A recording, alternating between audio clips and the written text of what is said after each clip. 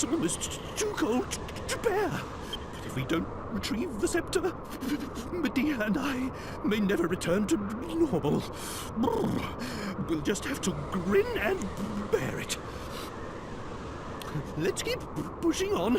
At least moving might help us to warm up a little.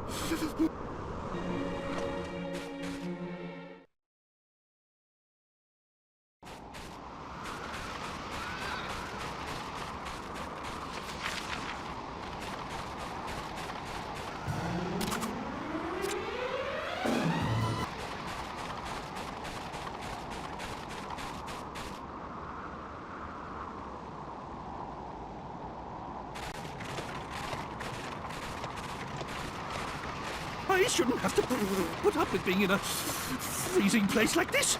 It's all Magus' fault. Well, but he's dead now. So I suppose it's that Leo what's-his-name's fault. I don't know. A dog of all things. Oh, stop your whinging, Grandad. It ain't as if we've got a sweat on, you know. Just get on with it. I beg your pardon? How uncalled for! I don't see why I shouldn't be able to say whatever I please. You've no right to talk to me like that. No right at all.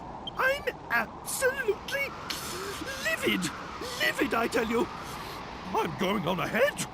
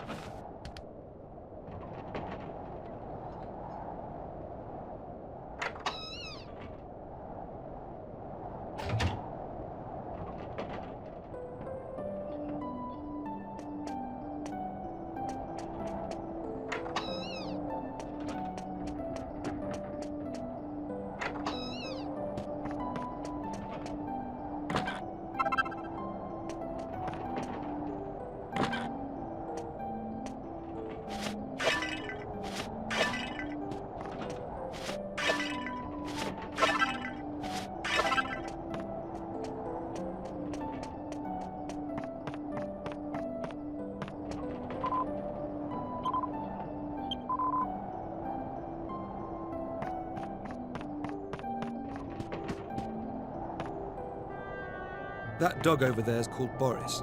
He's the one who dug us out from the snow. What a dog. He's a lot more use than a certain king, don't you think? And he smells a bit better, too. How dare you, boy? How could you say such a thing about your own master? Honestly, who do you think called for the dog's help in the first place?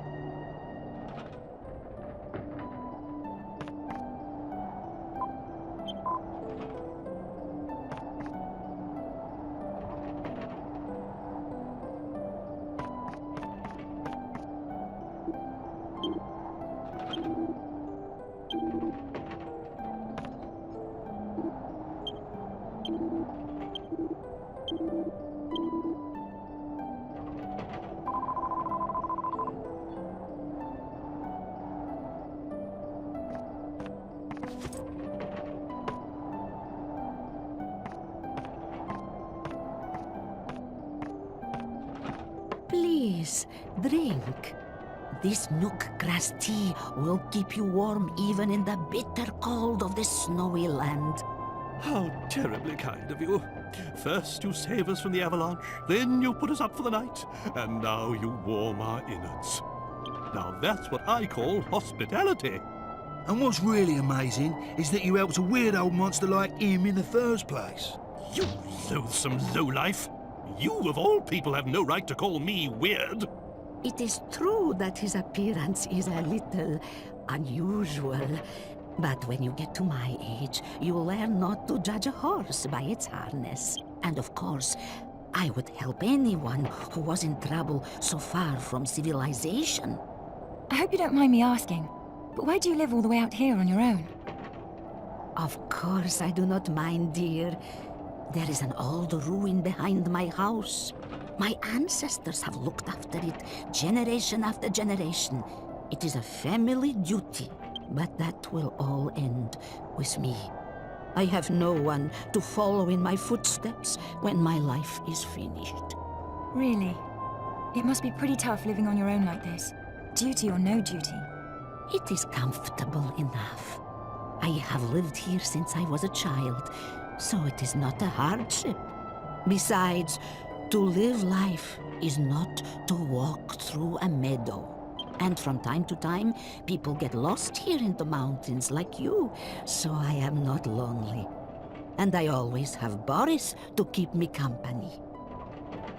Ah, on the subject of dogs, we had something to ask you, Marta. This will sound a bit strange, but we're pursuing a big black dog, and we heard that he might have been headed in this direction. There's a good chance he may have come this way. Have you seen anything? No, I am sorry. The only dog I know about is big old Boris over there. Sorry, I cannot be of more help. You should ask where there is a lot of people. If you go down the mountain and go to the north, you will come to a town called Orkutsk. Maybe someone will know something there. Ah, that sounds like an excellent idea. Right then, chaps, there's no time to lose. Oh, yo. If you are hasty, others will only be amused. That is an old saying here. One should not be so eager to go back out into the blizzard. The night is coming. Why don't you rest here? I am sure the blizzard will be gone by morning, so you can leave for Orkutsk then. Yes. Wise words, my good woman. Very well, we shall rest here for the night.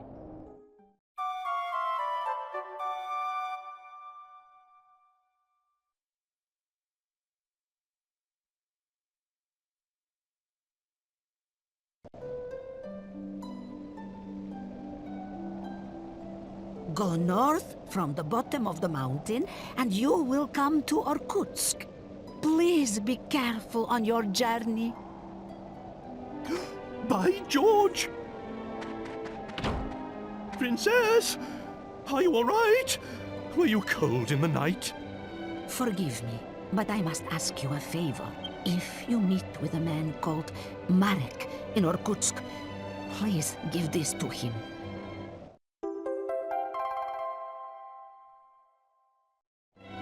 He is probably working with herbs like I am. I would be grateful if you could give him that bag. Spasibo. Thank you.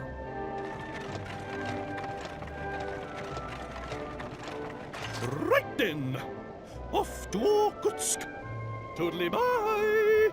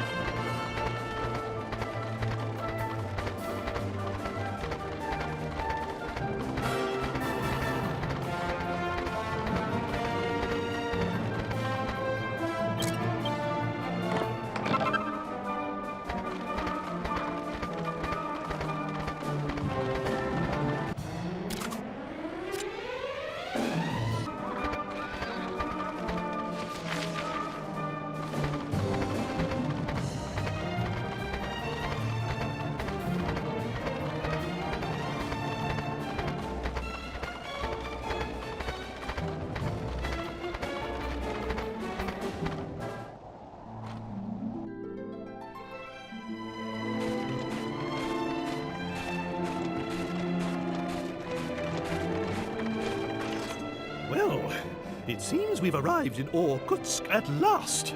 And that nook grass really is quite marvelous. I wasn't a bit cold, even in all that snow. Now we can stay outdoors as long as we like. Excellent! Well, I'll be waiting outside the town as usual. In you go.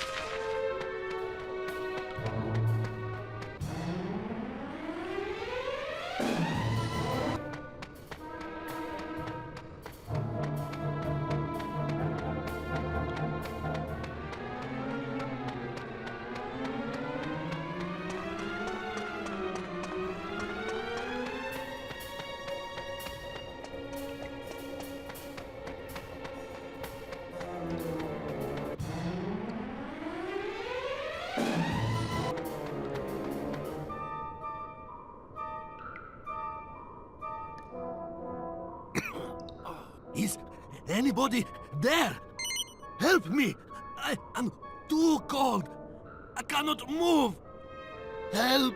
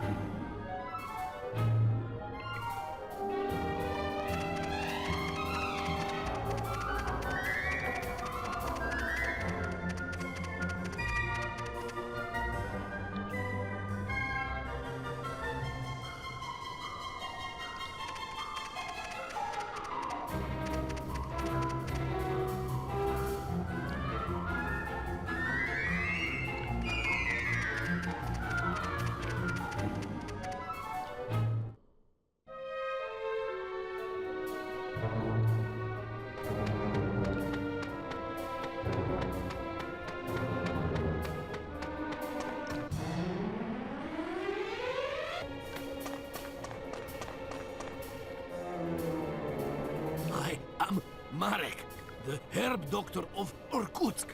I was gathering herbs here in this cave when suddenly some wolves attacked me. I panicked and ran deep inside. Then I got trapped by the falling icicles and could not get out. I am so cold. I have to find a way to warm up. What is that bag you have? Did you get it from an old babushka called Marta? So, she asked you to bring it to me. Can you open the bag for me?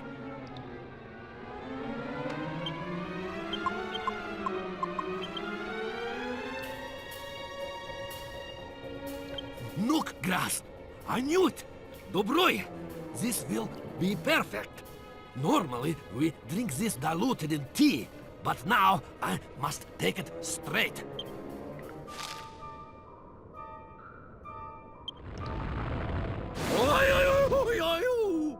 Ah! He! So, nook grass must always be diluted. At least it was not the powdered form. No one wants that up their nose. Anyway, now I am warm, that is for sure. Thank you. You have saved me, my friends. And she saved me too. Now I believe her old saying, that there is no bad without good. But how could she have known this would happen? If you are going back to Orkutsk, perhaps we could travel together. Thank you. I am very grateful. If the wolves attack again, we are better to have safety in numbers.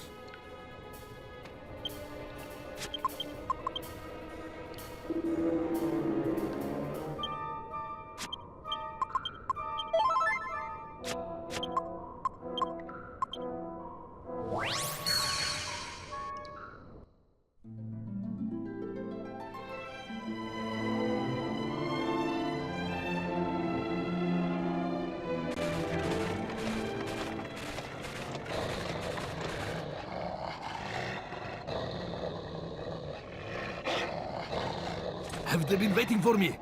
There are so many of them. Be careful. These are no normal wolves.